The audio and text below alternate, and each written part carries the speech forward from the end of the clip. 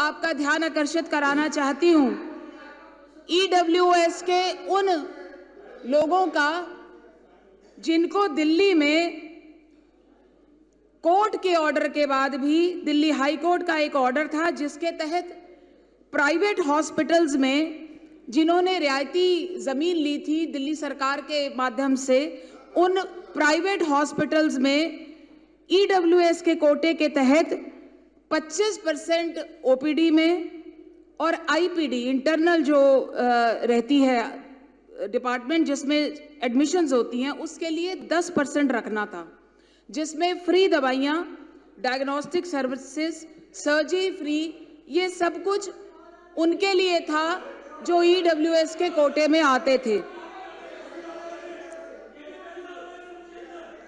उसके लिए आप चर्चा में भाग लेना चाहते हैं कि नहीं?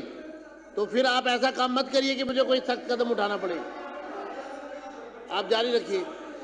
उसके लिए दिल्ली के 47 जनरल हॉस्पिटल्स में ऐसे रेफरल सेंटर्स बनने थे जिसके माध्यम से वहां आया हुआ कोई भी पेशेंट उसको रेफर प्राइवेट हॉस्पिटल में किया जा सके। अध्यक्ष जी, 27 जनरल हॉस्पिटल में से 19 ने 15 वर्षों के बाद भी कोई रेफरल सेंटर अपने यहाँ नहीं बनाया कि वहां से कोई भी पेशेंट रेफर होकर के प्राइवेट अस्पतालों में जा सके। ये 2022 तक के तथ्य हैं जो मैं आपके सामने रख रही हूं इस सदन के सामने। 60 प्राइवेट हॉस्पिटल्स में से 9016 बेड्स हैं जिसमें से 925 ईडब्ल्यूएस के कोटे में रखे जाने थे जो कि मैंडेटरी था उनके लिए। प्राइवेट हॉस्पिटल्स ने कोई जानकारी उपलब्ध नहीं कराई कि इन सुविधाओं का उपयोग ईडब्ल्यूएस के में आते हुए दिल्ली के लोग कैसे इनकी सुविधाएं ले सकते हैं। कोई जानकारी जो उनको देनी थी वो नहीं दी।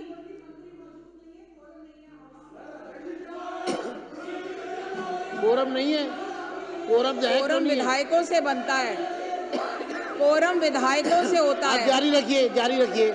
केवल 28% ही उन सुविधाओं का उपयोग किया गया। 43 प्राइवेट हॉस्पिटल्स के लिए 22 लाइजन ऑफिसर्स को अपॉइंट करना था जिन्होंने ये निगरानी करनी थी कि कितने पेशेंट्स रेफर होकर के प्राइवेट में गए और उनको वो बेड मिले न कि नहीं मिले। 43 प्राइवेट हॉस्पिटल्स के लिए मात्र 22 लाइजन ऑफिसर्स नियुक्त किए गए।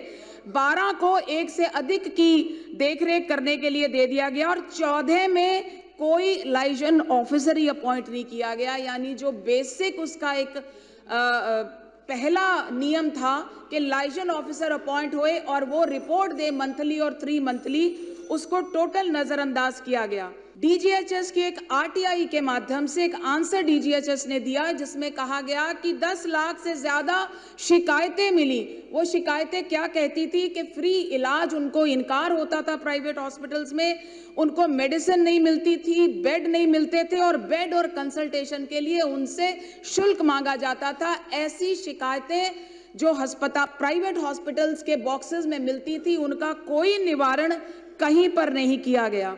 2016 से 2022 के दौरान लोकनायक हॉस्पिटल द्वारा हर दिन औसतन केवल एक व्यक्ति को प्राइवेट के यहाँ रेफर किया जाता था, जबकि हर दिन 3000 लोग उस हॉस्पिटल की ओपीडी में लोकनायक में देखे जाते थे, मात्र एक को रेफर किया जाता था। मदर्स और चाइल्ड की केयर के लिए जो इग्नोरेंस की गई, जिसमें ना तो टीकाकरण किया गया, ना एएनसी, ना पोस्ट नेटल, कोई केयर डिपार्टमेंट के माध्यम से कभी महिलाओं को लेकर के नहीं हुई। बुजुर्गों की स्वास्थ्य देखभाल के लिए राष्ट्रीय कार्यक्रम के अंतर्गत 431.54 लाख पैसा आया और कितना खर्च हुआ? मात्र 8,17,000। ये बुजुर्गों के लिए इस सरकार का काम था जो ये कहते थे कि हम हर वर्ग के लिए काम करते हैं। यहाँ ईडब्ल्यूएस, वो गरीब जिसके लिए चिल्ला कर बहुत सारे ऐसे बड़े बड़े प्लेटफॉर्म्स पे इनके नेता कहते थे कि हमने दिल्ली में हर व्यक्ति को